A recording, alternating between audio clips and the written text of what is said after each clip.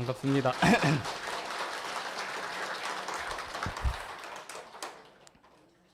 네, 반갑습니다. 네, 중앙교구 사무국에서 2년째 근무하고 있는 김은배입니다. 제가 이 자리에 설 수 있게 소중한 기회를 주신 교구장님, 주임교무님께 정말 깊은 감사를 드립니다. 또 이렇게 이리교당 교도님들, 교무님들 좋은 인연을 맺게 되어서 감사드립니다. 처음 일반 법회 설교를 말씀하셨을 때 너무 당황스럽고 부담이 많이 되었어요. 교도님들께서 대종사님의 교법을 좀 이렇게 실천하고 싶다는 마음이 조금이나마 나실 수 있게 해드려야 하는데 제가 무슨 말씀을 드리면 좋을까 정말 많은 고민을 했습니다. 정말 많은 생각을 했는데요.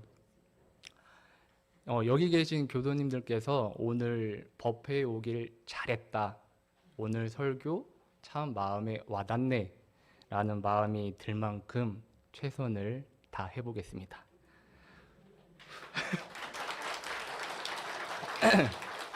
네, 얼마 전 스승의 날이었죠. 저와 교도님들 간에 공통되는 스승님이 한 분 계시는데 누군지 아시나요? 소태산 대종사님인데요. 그래서 저는 저와 원불교와의 인연을 한번 생각을 해봤어요. 원불교와 제가 이 본격적으로 인연이 시작된 때가 언젠가 한 거 생각을 해봤는데 저는 집안의 고모께서 교무님이셔서 태어날 때부터 입교가 되었습니다. 교도였지만 어렸을 적에 중학생 때 아주 조금 교당을 다닌 기억이 있어요. 그래서 본격적으로 교당을 다니게 된 때는 군대를 다녀오고도 훨씬 지나서 대학교 4학년 때 이제 교당을 본격적으로 다니게 되었습니다. 이제 그때가 정확히 지금부터 10년 전 딱 원기 99년에 이제 전주 한옥마을에 있는 교동교당에서 이제 법회를 다니기 시작했는데 그 원기 99년에 교동교당에 원래 청년회가 없었어요. 근데 이제 청년회가 처음 생기면서 7월에 법회를 보기 시작했는데 법회를 보기 시작하고 몇 달 후에 부교무님께서 저에게 전북교구 청년회 정기 총회가 있는데 그때 회의 끝나고 맛있는 거를 사준다고 한다. 정기총회에 같이 가지 않을래? 라고 저에게 물으시는 거예요. 아니, 맛있는 거를 사주신다고 하는데 안 갈 이유가 없잖아요. 그래서 따라갔습니다. 이제 정기총회가 뭔지도 모르고 앉아 있다가 청년회장 선출을 한다고 해요. 근데 여기서 문제가 생깁니다. 갑자기 제가 후보 1번이라는 거예요. 이제 법회를 다니기 시작했는데 청년 회장님께서 후보니까 소감을 한번 이야기를 해봐라 하시니까 아니 맛있는 거 먹으러 왔는데 무슨 청년회장 후보며 무슨 소감을 말을 하나. 일단 그래도 후보라고 하니까 그냥 뭐 열심히 하겠습니다 이러고 사실 말았어요. 후보가 3번까지 있었거든요. 그런데 아쉽게도 이제 후보 2번은 논문 때문에 힘들 것 같다, 후보 3번은 직장 때문에 힘들 것 같다. 저를 후보 1번으로 둔 이유가 그래도 결국에는 제가 청년 회장이 되었어요. 지금도 10년이 지난 지금도 저를 후보에 올리신 분이 누군지 알 수가 없습니다. 네, 그리고 이 시기에 하나의 인연이 또 찾아오는데요. 제가 이제 4학년 2학기를 다니면서 다들 아실 텐데 이리자선원에서 사회복지 실습을 했었어요.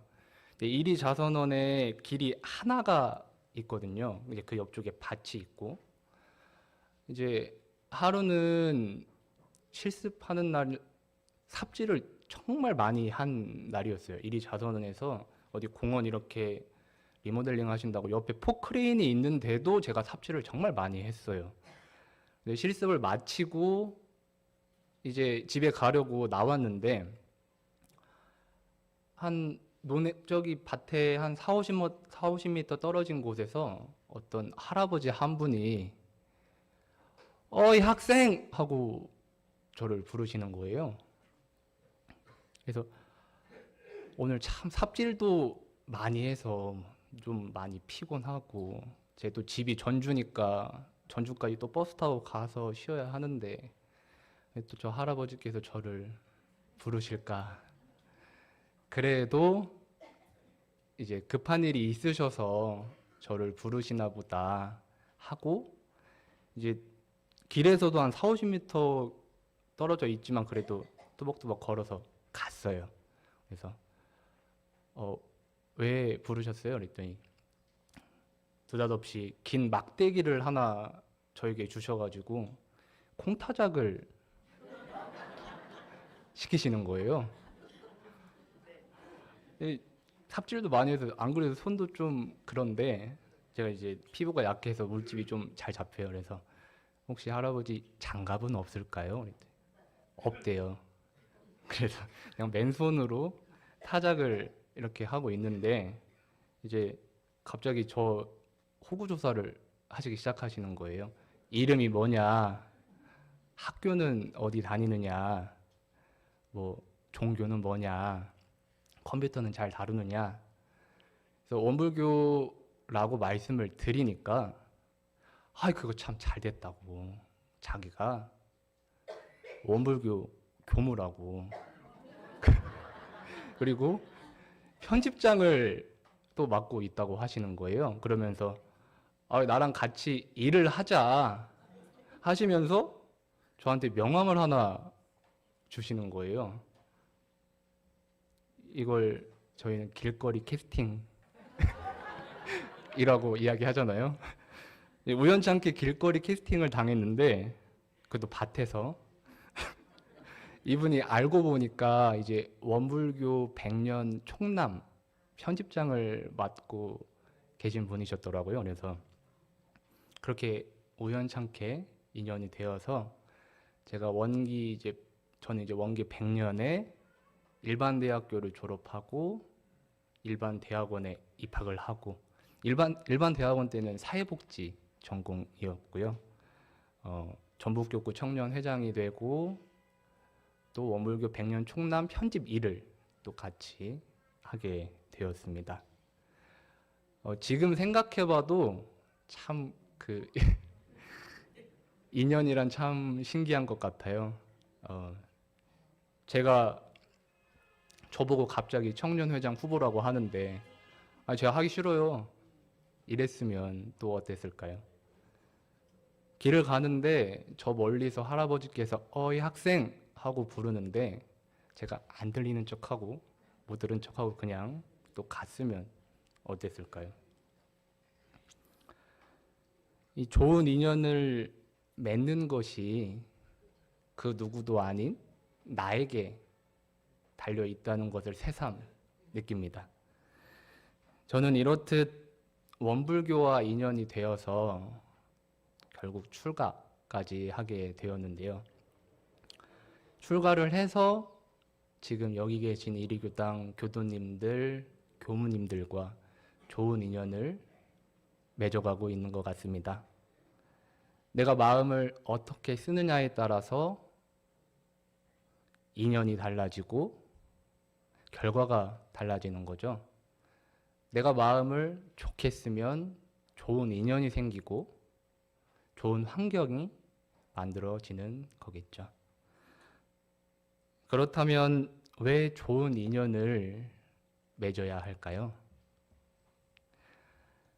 정산종사님께서는 좋은 인연은 나의 전로를 열어주고 향상심과 각성을 주는 인연이요. 낮은 인연은 나의 전로를 막고 나태심과 타락심을 조장하고 선연을 이간하는 인연이라고 말씀을 해주셨어요. 이 좋은 인연은 나의 전로를 열어주고 향상심과 각성을 주는 인연이라고 하셨는데, 여기 계신 교도님들, 교무님들, 좋은 인연이라고 할 수 있겠죠. 네. 우리가 대종사님께서 내주신 교법을 공부하는 이유가 영생을 행복하게 살아가기 위함입니다. 영생을 행복하게 살아가기 위해서 공부를 열심히 하는 것도 중요하지만 좋은 인연을 많이 맺는 것도 중요하다고 생각이 듭니다. 주변에 좋은 인연이 많으면 많을수록 나도 행복하고 주변도 행복해질 것입니다. 하지만 좋은 인연을 맺는 것이 쉬운 일은 아니죠. 그렇다면 좋은 인연을 맺기 위해서는 어떻게 해야 할까요? 대산종사님께서는 좋은 인연을 맺고자 할 때는 마음으로, 몸으로, 물질로 바쳐야 한다고 하셨습니다. 저는 이 말씀을 생각해 봤을 때 좋은 인연을 맺고자 할 때는 정말 온갖 정성을 다해야 한다라는 생각이 들었어요. 근데 그 온갖 정성을 아무한테나 드리지는 않을 것 같은데, 그럼 누구에게 그 정성을 다해야 할까? 바로 부처님께 정성을 다하면 되겠다 생각을 해봤습니다. 우리는 처처불상 사사불공이라고 하죠. 말로는 많이 이야기하지만 일상 속에서 실천하기란 참 많은 공부가 필요한 것 같아요. 내가 마주하는 모든 사람이 좋은 사람은 아니기 때문입니다. 좋은 사람일 수도 있고 나쁜 사람일 수도 있고 싫은 사람일 수도 있고, 그런데 이 싫은 사람도 부처라고 할 수 있을까요? 일단 이 좋다, 싫다 하는 것은 내 기준이기 때문에 오류가 생길 수 있습니다. 나에게는 이 싫은 사람이 다른 이에게는 좋은 사람일 수 있잖아요. 그래서 이 현실로 나타난 일과 결과만으로 판단하기에는 오류가 있을 수 있습니다. 아무리 큰 죄업을 지었다 하더라도 후일에 이 깨달음을 얻어서 성자의 삶을 살아갈 수도 있고요. 물론 그 반대일 수도 있고요. 이렇듯 모든 존재는 자기의 운명을 결정짓는 죄복의 권능을 가지고 있는 것입니다. 그래서 부처라고 하는 겁니다. 이 돈이 많아서 부처가 아니고, 명예가 높아서 부처가 아니고, 잘생기고 예뻐서 부처가 아니고, 그저 있는 그대로, 존재 그대로 부처인 겁니다. 교도님들, 옆 사람이 부처님으로 보이시나요? 오. 그럼 설교 밥 사줄 때만 부처님으로 보이고 저를 화나게 하고 뭐 기분 안 좋게 해도 부처님으로 보이시나요? 오, 공부심이 쉽지 않을 수도 있죠. 그래서 이 처처불상을 깨달아서 실천하는 사람이 저희는 지혜로운 사람이라고 하죠. 지혜로운 사람은 누가 이야기하지 않아도 저절로 복이 굴러 들어오겠죠. 대종사님께서는 교의품에서 인연작복을 잘하고 못하는 것, 그리고 북이 빈천되는 것, 이것이 다 다생겁내를 왕래하면서 불공을 잘하고 못하는 데 있다고 말씀을 해주셨어요. 불공을 잘하면 좋은 인연들이 생기고 또 잘 살 것이고, 불공을 못하면 또 그 반대라고 생각을 해볼 수 있겠죠. 우리가 새해가 되면 새해 복 많이 받으세요 라고 하잖아요. 원불교에서는 어떻게 하죠? 새해 복 많이 지으세요 라고 하죠. 다들 이제 인과적으로 다들 아시는 거잖아요. 가만히 앉아 있는다고 복이 오는 것이 아니라 내가 주변에 부처님들께 불공을 잘 해야 좋은 인연이 생기고 복이 오고 잘 살게 되는 것이죠. 그래서 복을 많이 지으라고 하는 겁니다. 지금 저에게 나 혼자서만 살아갈 수 있는가 질문을 해보면 저는 혼자서만 살아갈 수 없습니다. 다 함께, 다 같이 살아갈 수밖에 없습니다. 제가 아무리 자력을 갖추었어도 주변에 살려주는 존재가 없으면 살아갈 수 없기 때문에 불공을 해야 한다는 겁니다. 저는 마음 챙겨 공부하는 것이 하나 있는데요. 저보다 나이가 많든 적든 뭐 어린이, 학생, 청년 이렇게 할 거 없이 항상 존댓말로 대하는 건데요. 이 말을 놓는다는 것이 친밀감은 있지만 이제 저 스스로를 봤을 때에는 마음을 놓치기가 쉽더라고요. 그래서 어느 상대를 대하든 존댓말로 대하면서 배려와 존중하는 마음을 또 놓지 않으면서 불공들이려 노력을 하고 있습니다. 저는 이렇듯 원불교와 인연이 되어서 공부와 일을 함께 하다 보니 또 이제 열심히 살게 되고 또 보람도 많이 느끼고 행복한 시간을 보내고 있는 것 같습니다. 정리를 해보면 어떤 사람과 인연을 맺고 어떤 환경에서 살아가느냐는 누가 정해주는 게 아니라 우리들 스스로 만들어가는 것이라고 볼 수 있습니다.